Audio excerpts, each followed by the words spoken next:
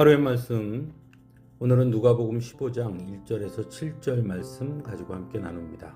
성경 봉독합니다. 세리들과 죄인들이 모두 예수의 말씀을 들으려고 그에게 가까이 몰려들었다. 바리새파 사람들과 율법학자들은 투덜거리며 말하였다. 이 사람이 죄인들을 맞아들이고 그들과 함께 음식을 먹는구나. 그래서 예수께서는 그들에게 이 비유를 말씀하셨다. 너희 가운데서 어떤 사람이 양 100마리를 가지고 있는데 그 가운데서 한 마리를 잃으면 99마리를 들에 두고 그 잃은 양을 찾을 때까지 찾아다니지 않겠느냐. 찾으면 기뻐하며 자기 어깨에 메고 집으로 돌아와서 벗과 이웃 사람을 불러 모으고 나와 함께 기뻐해 주십시오. 잃었던 내 양을 찾았습니다. 하고 말할 것이다.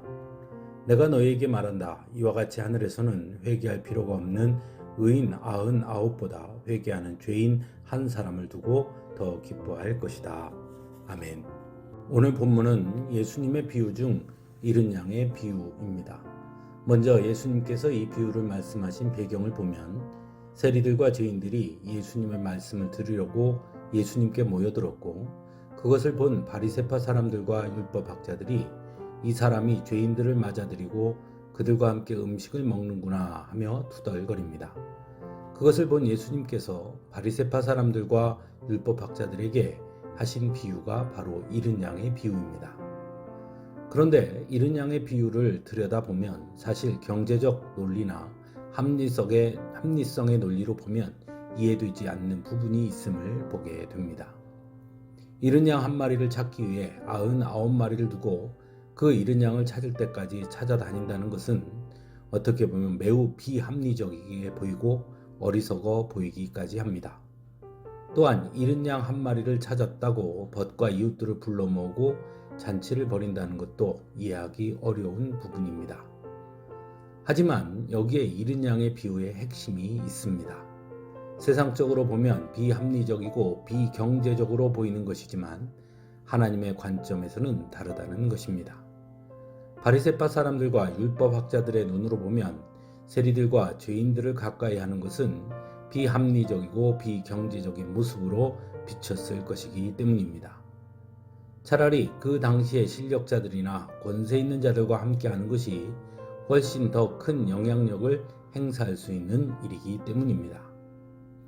그러나 하나님의 관점은 다르다는 것입니다. 그래서 예수님은 하늘에서는 회개할 필요가 없는 의인 99보다 회개하는 죄인 한 사람을 두고 더 기뻐할 것이다 라고 말씀합니다. 즉 스스로 의인이라고 말하는 바리새파 사람들이나 율법학자들보다 스스로 죄인임을 고백하며 예수님 앞에 나와 회개하는 한 사람을 더 기뻐하신다는 것입니다. 그래서 예수님은 의인을 부르러 온 것이 아니라 죄인을 부르러 왔다고도 말씀하십니다. 사랑하는 성도 여러분, 하나님은 완전한 자를 찾으시는 것이 아닙니다. 왜냐하면 이 세상에 완전한 자는 하나도 없기 때문입니다. 하나님께서 찾으시는 사람은 자신의 불완전함을 고백하고 그래서 하나님의 은혜가 아니고서는 안 된다는 것을 인정하며 날마다 하나님 앞에 엎드려 자신의 부족함을 내어놓고 회개하는 사람을 찾으시는 것입니다. 그래서 하나님 앞에서는 나의 부족함이 오히려 은혜가 되는 것입니다. 나의 실패가 오히려 하나님을 만나고 은혜를 경험하는 귀한 시간이 되는 것입니다. 그러므로 성도는 실패와 부족함 앞에서 낙심하고 좌절하며 죄책감에 빠지는 자들이 아니라 그래서 더욱 하나님께 나아가는 자라는 것을 기억할 수 있어야 하는 것입니다. 한 주간의 찬양을 통해 함께 은혜 받기를 바랍니다. 오늘 본문은 예수님의 비유 중 잃은 양의 비유입니다.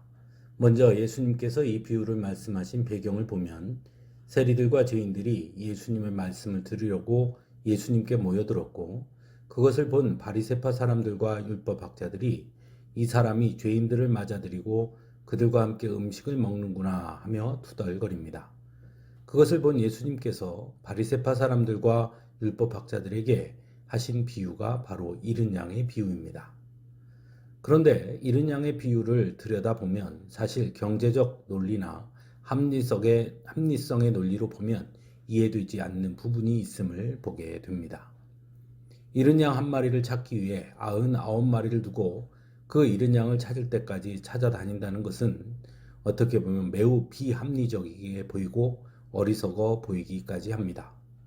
또한 잃은 양 한 마리를 찾았다고 벗과 이웃들을 불러 모으고 잔치를 벌인다는 것도 이해하기 어려운 부분입니다. 하지만 여기에 잃은 양의 비유의 핵심이 있습니다.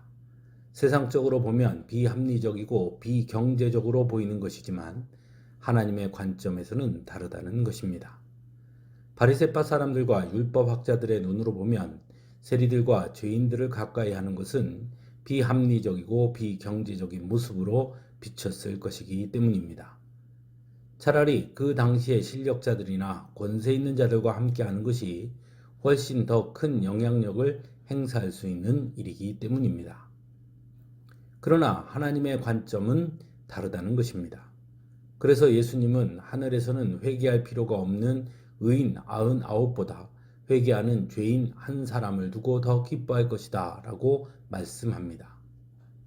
즉 스스로 의인이라고 말하는 바리새파 사람들이나 율법학자들보다 스스로 죄인임을 고백하며 예수님 앞에 나와 회개하는 한 사람을 더 기뻐하신다는 것입니다.